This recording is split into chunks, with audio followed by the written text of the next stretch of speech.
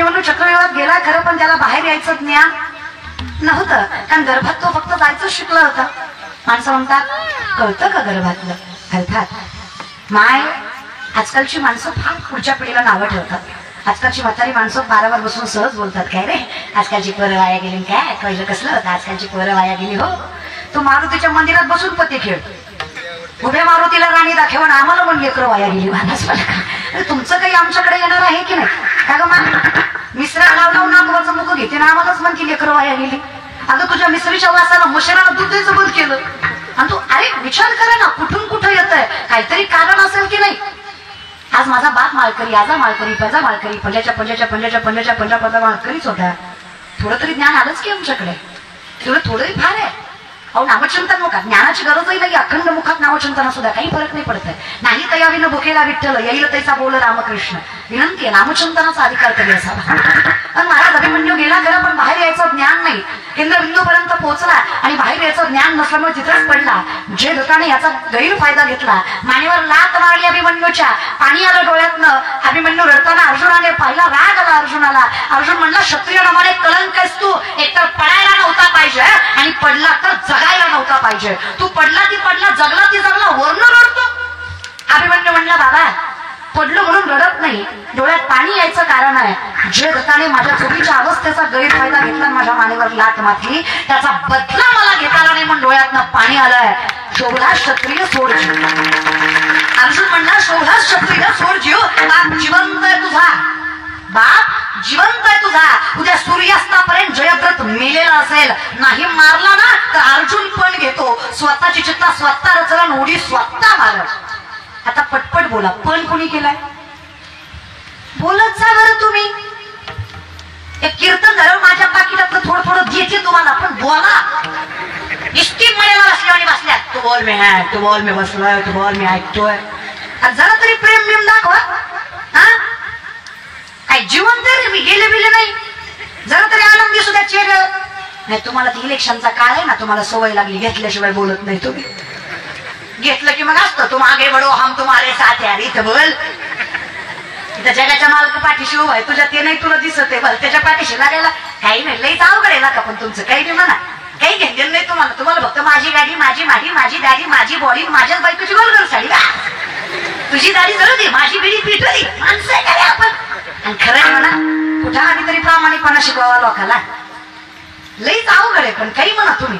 बोलत जा दादा, काय तुमचं वेवाटोळं केलंय? तुमच्या गावाशी तरी नदी आहे का? नदी आहे का? नदी आहे, नदीला पाणी आहे का? आहे का नाही? तेवढं तरी सांगा, आहे का नाही? असलं तर निघून टाका, नसलं तरी निघून टाका. दगडावर आपण मरते, पण तुमच्या गावात नगर लागा. त्यांच्या गावात नाही का नदी? तुमच्या गावात आहे का? तुम्ही निघून टाका. कोणतरी लावा हातभार चांगल्या कामाला. नका बोलणं झाली हो, दिसती दगडावरी बसले ती दिसती नाश्ता कांदा करून द्या.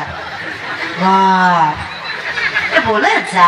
मला माहित आहे माझ्यापेक्षा तुमचं ज्ञान मोठं आहे, पण आपला लेकराच्या अधिकारानं तरी बोलत जा, बोलत जा, बोलत जा. हा मी काही तुम्हाला शास्त्रवेद उपनिषद विचारत नाहीये, साधा साधा प्रश्न विचारला ज्याचं उत्तर मी आता सांगितलं. आता पण कुणी केला? कुणी केला? अर्जुनानं. कुठल्या? भिका पाटलाच्या खालच्या आरच्या. अर्जुन कुठला? महाभारतातला. हा अर्जुन महाराज. मग अर्जुनानं पण केलाय, कुंतीच्या अर्जुनानं पण केलाय. कशाचा? उद्या सूर्यास्ताच्या अगोदर जयद्रथ मारेल, नाही मारला तर स्वतःची चिता स्वतः रचेल आणि स्वतः उडी मारेल. आता पण अर्जुनानं केला, पूर्ण ड्रायव्हरनं केला. हे कळलं त्यालाच कळलं. पूर्ण ड्रायव्हरनं केला. सूर्योदय झाला, मला शंका पुकारणी झाली, युद्ध चालू झालं, सगळे जण शोधतायत, पण जयद्रथ सापडत नाहीये. कारण जयद्रथाला माहित आहे, मी चुकून जरी दिसलो तरी विश्वातला सगळ्यात श्रेष्ठ धनुर्धर अर्जुन, चुकून जरी याच्या नजरेत पडलो तर जगणार. त्याच्यापेक्षा कूटनीती वापरली आणि जयद्रथ लपून बसला. आता सापडलाच नाही तर मारायचा कसा? आणि नाही मारला तर अर्जुन पणाला चुकणार आहे का? शब्द मोडणार आहे का? शब्द नाही मोडत दादा, पण माझ्या देवाचं काय कौतुक करू. भगवान श्रीकृष्णाने पितामह भीष्माला वचन दिलं, काही झालं तरी शस्त्र उचलणार नाही. अर्जुनाच्या रथाचा पाय गेलाय, पितामह भीष्माने चुकीच्या अवस्थेचा गैरफायदा घेतलाय. बाणावर बाण, बाणावर बाण, बाणावर बाण अर्जुनाला मारलाय. रक्तबंबा धरेला अर्जुन भगवान श्रीकृष्णाने पाहिलाय आणि वचन मोडावं, सुदर्शन चक्र फिरवावं आणि नाश करावा. आम्ही विचारलं देवाला, का हो शब्द मोडलात की? देवानं सांगावं, मी स्वतःच वरून वचन मोडू शकतो, पण भक्ताचं वचन सांभाळणं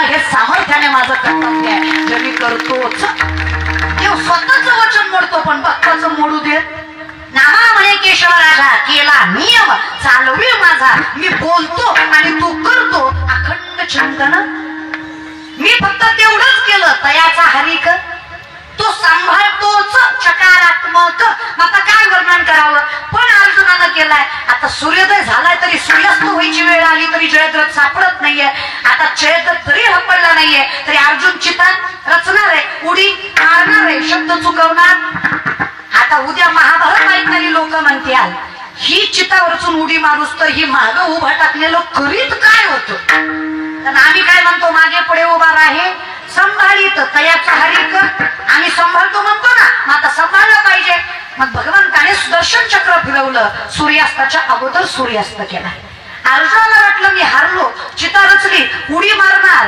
तेवढ्यात अर्जुनाला देवाने सांगितलं आपल्याकडे नियम आहे, आम्ही जातो आमच्या गावात त्याच्या अगोदर आमचा राम राम घ्यावा. बाय बाय करतो की नाही आपण गावाला जाताना, बाय बाय. हा मग बाय बाय करायचं दादा.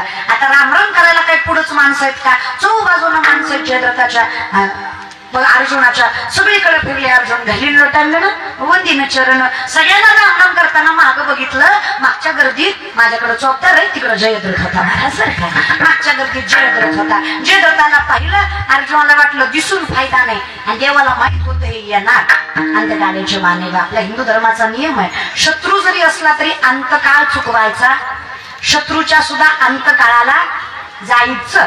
मग आता तिथं जयद्रथ येणार देवाला माहित होतं. देवानं म्हणून सुदर्शन चक्र फिरून सूर्यास्ताच्या अगोदर सूर्यास्त केलता.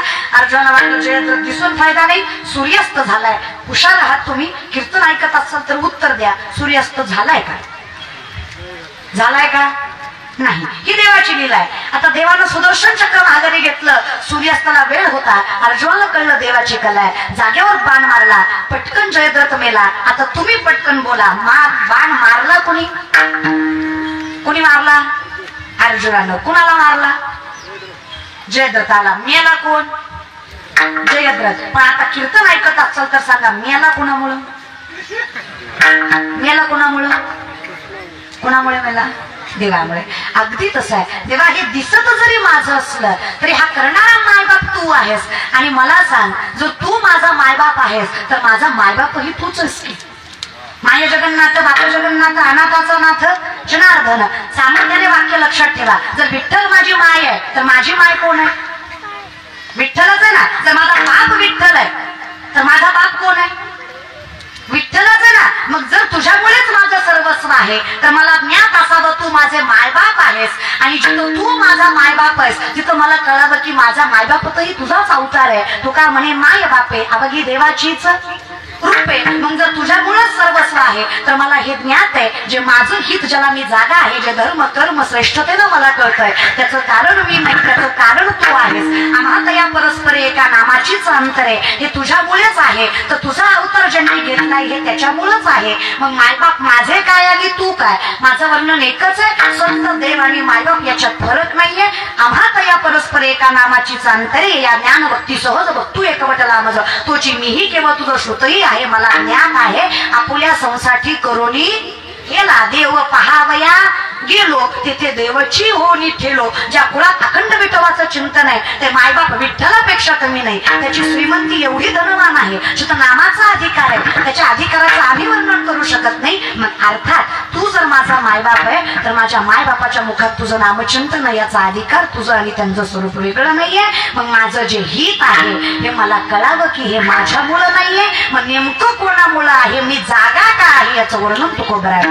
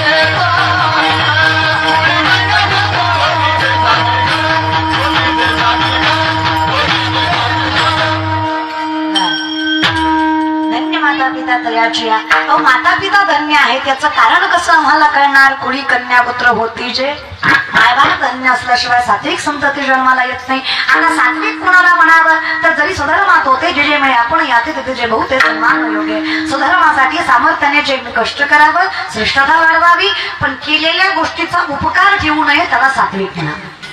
आता संतांनी आपल्यासाठी किती केलं पण उपकार ठेवला का मला सांगा बरं? देवानं आपल्यासाठी किती केलं पण उपकार ठेवला का सांगा बरं? माईनं आपल्यासाठी किती केलं, बापानं आपल्यासाठी किती केलं, उपकार ठेवला का? नाही दादा. करी लाभावी ना सात्विकता. सात्विक म्हणजे करणं तर भरपूर आहे, करणं खूप आहे, पण उपकार केलं मात्र नाहीये. अहो त्या जगाच्या मालकाने एवढं सर्वस्व दिलं तरी सामर्थ्याने कधी काही मागितलं नाही. फक्त तोर प्रेमाचा बुके लहाचे दुष्काळ. याच्या पलीकडे जगाच्या मालकाचं काही म्हणणं नाही. अहो तोच उभा आहे, वाटप आहे उभा भेटीची. आपली काय प्रेम म्हणायचं जगाच्या मालकाचं? संतांचंही तसंच आहे दादा. काय कौतुक करू वारकरी परंपरेचं. आज ज्ञानोबा तुकोबा जमाई मुक्त सगळे नसते ना. काही नाही, या लाईटी सारखा जीव आहे, कधी गचकन काय भरोसा नाही. फक्त ह्याचं कनेक्शन लूज आहे, आपलं सगळं अवघडच आहे महाराज. आपल्याला ना चिंतनाचा काही तीळ मात्र लगल. मला नवर या गोष्टीचं वाटतं आजकालची पिढी इतकी विचित्र झाली दादा. किती सामर्थ्यानं यांना कीर्तन बसणं सांगा, किती आवडीनं सांगा, किती प्रेमानं सांगा. मी असं नाही म्हणत असंच करा, अरे पण आवडतं असावी का नाही? पण खरं आहे म्हणा, कचकच कांद्याचा गबाळ ह्याला भजन कसं आवडेल? त्याला पात्रता बी कशी लागते महाराज. यांची आखी जिंदगी वाईटत गेली.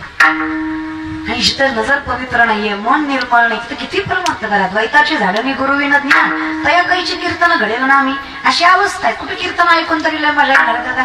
आमची अवस्था म्हणजे आम्ही आतूनच असे दृढ विश्वासाने आहोत की हे सगळं आमच्यामुळे. त्यामुळे आमचा अहंकार आम्हाला देवाजवळ जाऊ देत नाही. आता सात्विक कुणाला म्हणावं जिथं कधीच म्हणलं जात नाही हे माझं आहे. अहम ही भावना सोडून गेली आहे.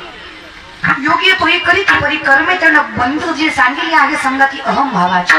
जे सांगितले आहे संगती अहम भावाची. अहम ही भावनाच नाहीये, फक्त माहित आहे त्याच्यामुळे आहे ते सात्विकता. सगळं त्याच्यामुळे हे ज्ञात आहे. माझा काही संबंधच नाहीये. हे सगळंच तुझ्या सत्तेने वेदाशी बोलणे सूर्याक्षने तुझ्या सत्य ऐसा तू समर्थ ब्रह्मांडाचा तुझ्यामुळेच आहे. विश्वोत्पत्ती आधी हे तर हे जिथं कळतंय ते सात्विकता आहे. जिथं देणं खूप आहे पण उपकार नाही. आमच्याकडे कर्म कमी बोभाटा जास्त आहे. देणं कमी सांगणं जास्त आहे, करणं कमी सांगणं जास्त.